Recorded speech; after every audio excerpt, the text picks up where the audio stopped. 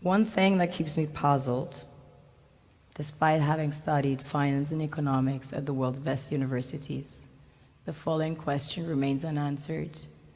Why is it that 5,000 units of our currency is worth 1 unit of your currency, where we are the ones with the actual gold reserves?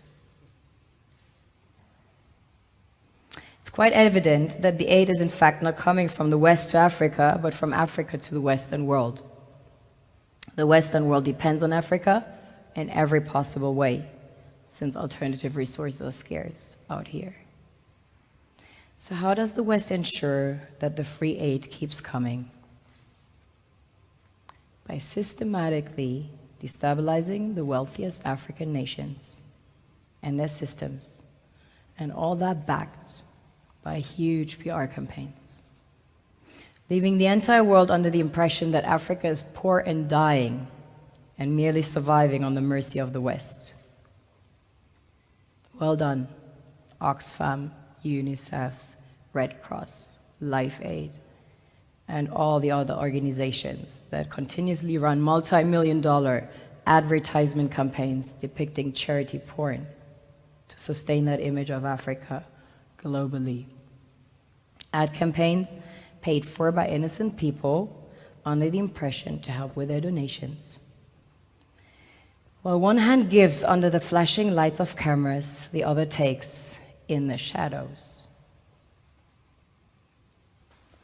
We all know the dollar is worthless, while the euro is merely charged with German intellect and technology, and maybe some Italian pasta. How can one expect donations from nations that have so little? It's super sweet of you to come with your colored paper in exchange for our gold and diamonds. But instead, you should come empty-handed, filled with integrity and honor. We want to share with you our wealth and invite you to share with us. The perception is that a healthy and striving Africa would not disperse its resources as freely and cheaply, which is logical. Of course, it would instead sell its resources at world market prices, which in turn would destabilize and weaken Western economies, established on the post-colonial free meal system.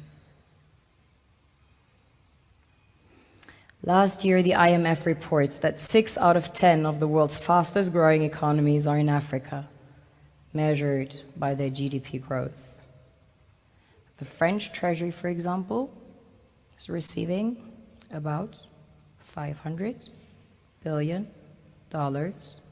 year in, year out, in foreign exchange reserves from African countries based on colonial debt they forced them to pay. Former French President Jacques Chirac stated in an interview recently that we have to be honest and acknowledge that a big part of the money in our banks comes precisely from the exploitation of the African continent.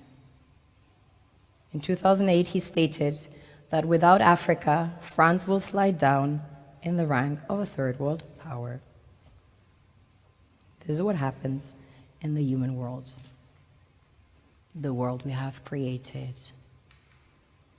Have you ever wondered how things work in nature? One would assume that in evolution the fittest survives. However, in nature, any species that is overhunting, overexploiting the resources they depend on as nourishment, natural selection would sooner or later take the predator out, because it offsets the balance.